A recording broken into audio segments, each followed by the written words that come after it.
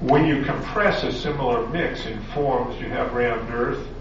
Upper right is Morocco, where they have these sort of slip form setups where you can see they've twisted wire or a rope of some kind to kind of winch the forms together, and the guy is just pounding a mix, probably line intensive.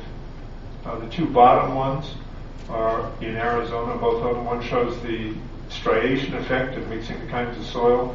The other one's Jason Gallo and Andy Powell's studio here, where they deliberately sort of left it raw and earthy feeling. The project's about 3-4 years old. And then the top one is a very large house with some fin elements they use for roofing ultimately in California.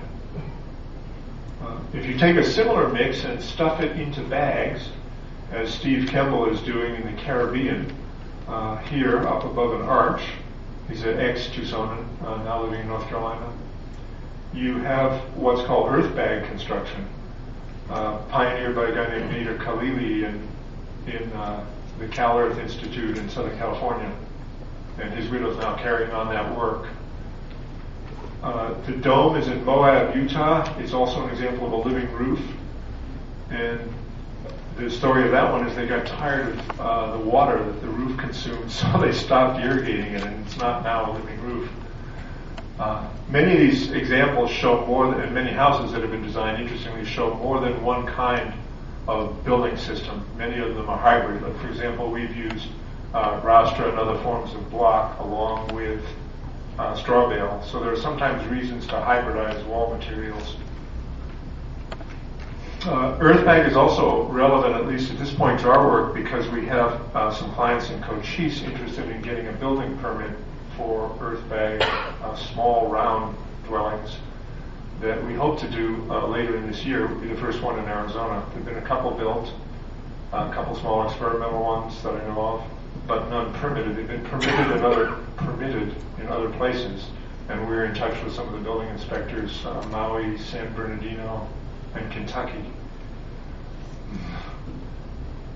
If you don't form your earth into a bag, or a form, you have what's called cob. You definitely get your hands into this material, and some marvelous sculptural things have been done with it.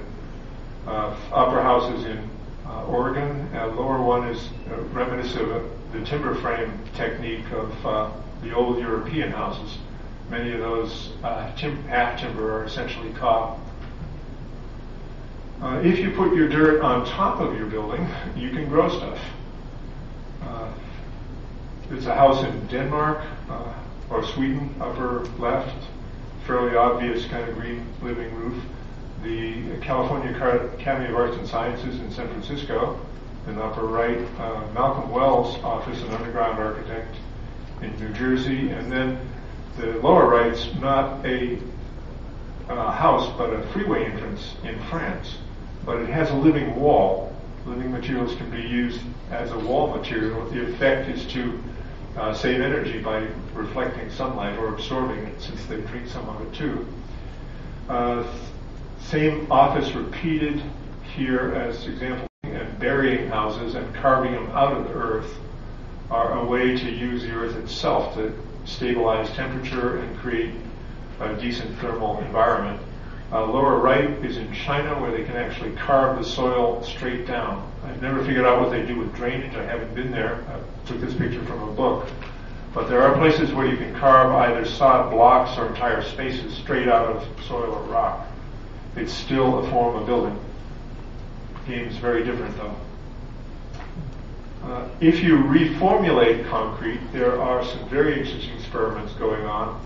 The top course here is pumice concrete, which is relatively lightweight and can be formed with a whole lot less effort and treated sculpturally. Bottom left is blocks made out of compressed earth that are actually a variation of rammed earth. And bottom right is a bottle house that uses papercrete, where the fiber of papers, after you mush the paper up, is mixed directly in with the concrete. Another formulation uses wood chips, and I don't have an example of that in that slide. The first of the plastic materials is structural insulated panels, where they show you on the right that you can build just about any component out of them. Move them around with a crane. They can be factory prefabricated. Essentially, you have a stress skin panel of great strength using wood in a very lean way, but again, plastic of various formulations. If you mix, here's a wood chip, one called Durasol, on the lower right. If you mix recycled plastic bits with concrete, you get blocks such as Rastra and Apex and Perform Wall, which are the right-hand two examples. The upper right here is a form of insulating concrete which uses the foam, new foam, with concrete inside of it. More concrete than the recycled foam ones that are called gray block. The other kind that uses pure new foam is called white block. We don't use them, but we do use the gray block. Finally, back to the earth again, or near finally. Stone is an extremely durable material, and with enough of it, you can enhance thermal stability as well. There are stone houses here that tend to be out of volcanic material. I'm sure some of you know some of the ones around the base of a mountain that came out of the quarries that were used. And with enough mass, they can be extremely effective, but you have to watch out for thermal gain. These are some other worldwide examples. Recycled materials, some of you may know of earth ships. The first one is under construction that has been permitted by Pima County. And that's the foundation there. It's a method pioneered by Michael Reynolds in Taos, where they had to have a lot of solar gain, so it doesn't transplant here without some care. He's got a real particular design aesthetic going, but other people have built with tires. Essentially rammed earth contained in recycled industrial cast-off products, if you will.